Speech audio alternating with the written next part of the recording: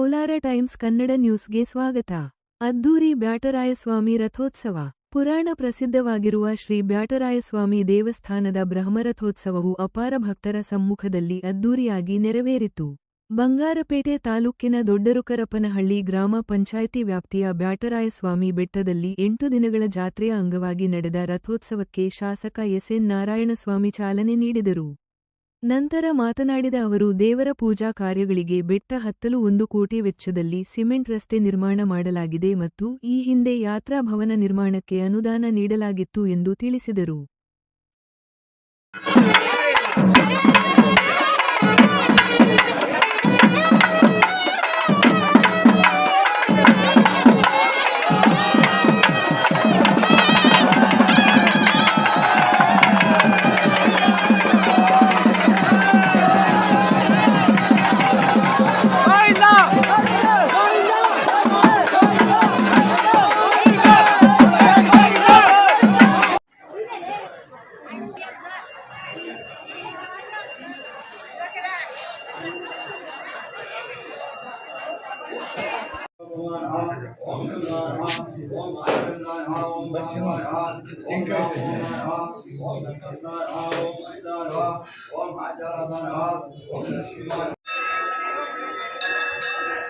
ಪುರಾಣ ಪ್ರಸಿದ್ಧಿಯಾಗಿರ್ತಕ್ಕಂಥ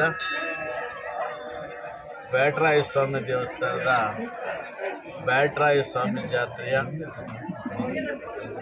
ಈ ಒಂದು ರಥೋತ್ಸವ ಕಾರ್ಯಕ್ರಮಕ್ಕೆ ಇವತ್ತು ನಾವು ನಮ್ಮ ಪಂಚಾಯಿತಿ ಅಧ್ಯಕ್ಷರಾಗಿರ್ತಕ್ಕಂಥ ಜೆ. ಸುರೇಶ್ ಅವರ ಆಹ್ವಾನದ ಮೇರೆಗೆ ಧರ್ಮದರ್ಶಿಗಳು ಮತ್ತು ನಮ್ಮ ಮುಜರಾಯಿ ಇಲಾಖೆಯ ಎಲ್ಲ ಅಧಿಕಾರಿಗಳ ಒಂದು ಆಹ್ವಾನದ ಮೇರೆಗೆ ಸುಮಾರು ಪ್ರತಿಭಟಿಸಿದಂತೆ ಈ ವರ್ಷವೂ ಕೂಡ ಬ್ಯಾಟರಾಯಸ್ವಾಮಿ ದೇವಸ್ಥಾನದ ಬ್ಯಾಟರಾಯಸ್ವಾಮಿ ದೇವಾಲಯದ ರಥೋತ್ಸವ ಕಾರ್ಯಕ್ರಮದಲ್ಲಿ ನನ್ನೊಟ್ಟಿಗೆ